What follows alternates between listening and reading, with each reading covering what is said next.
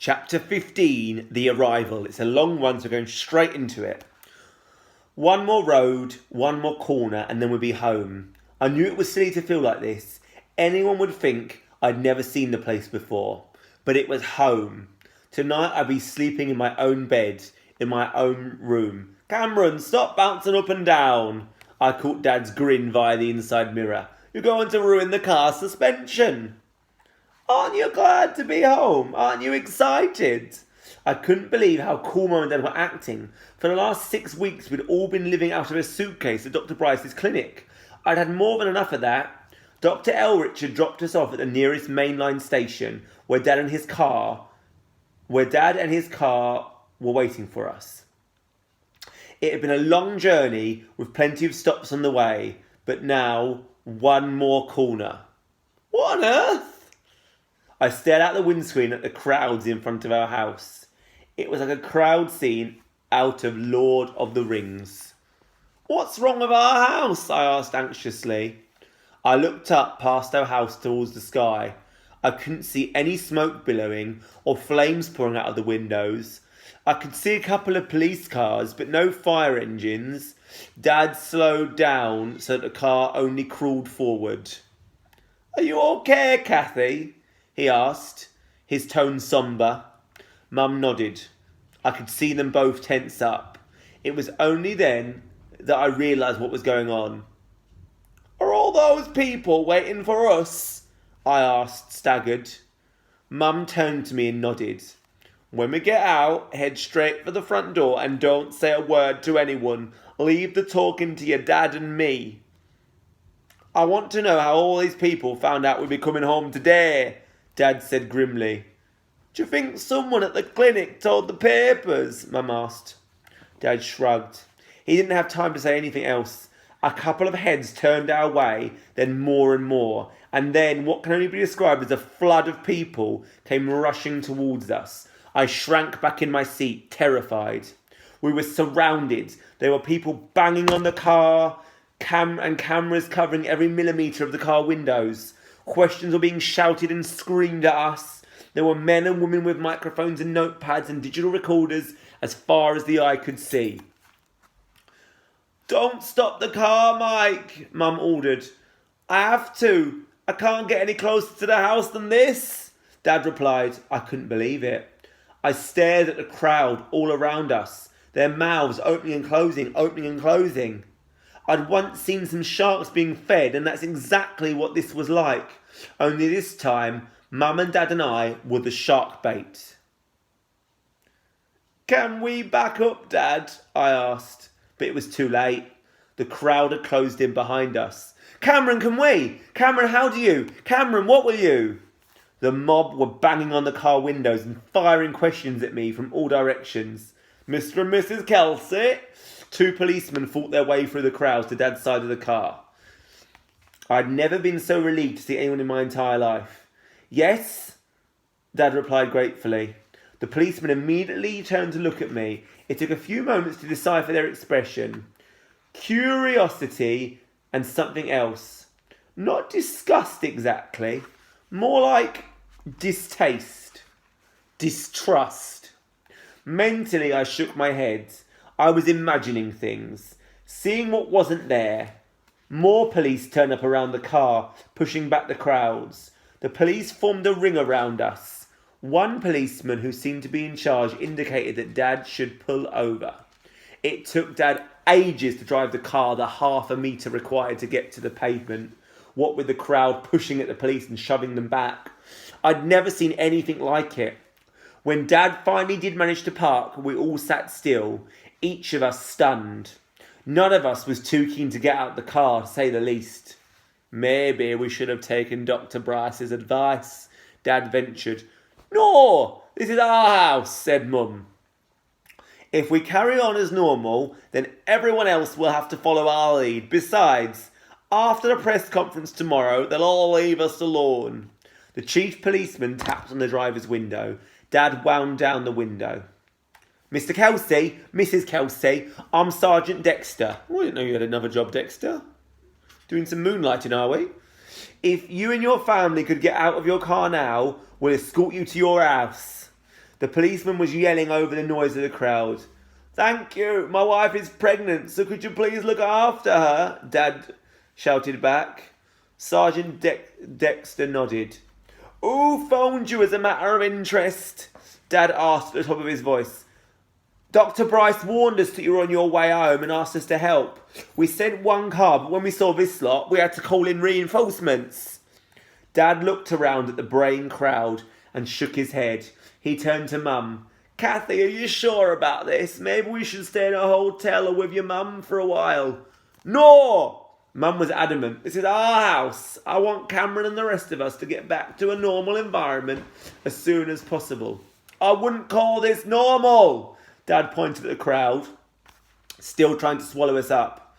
To be honest, I agree with Dad. I'd no idea it would be this bad. What do all these people want? "Okay then," Dad sighs. "Here goes."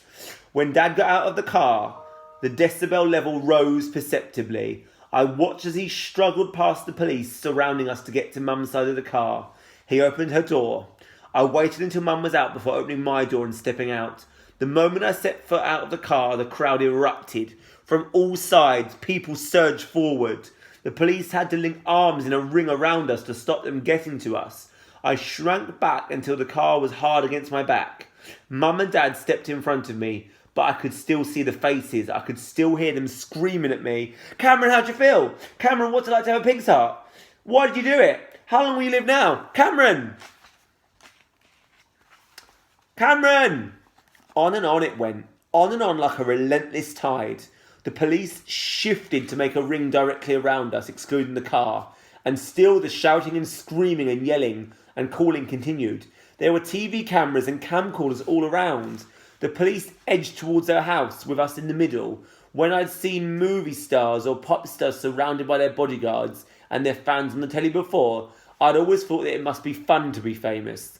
But if this was what it was like, then it was more terrifying than anything else. I looked around at the expressions on the faces of those immediately around us, beyond the police ring. They scrutinised me with rapt attention. Some of them were staring at me as if I just sprouted another head or something. We moved up our garden path through the heaving crowds, with the police and Dad yelling something about trespassing.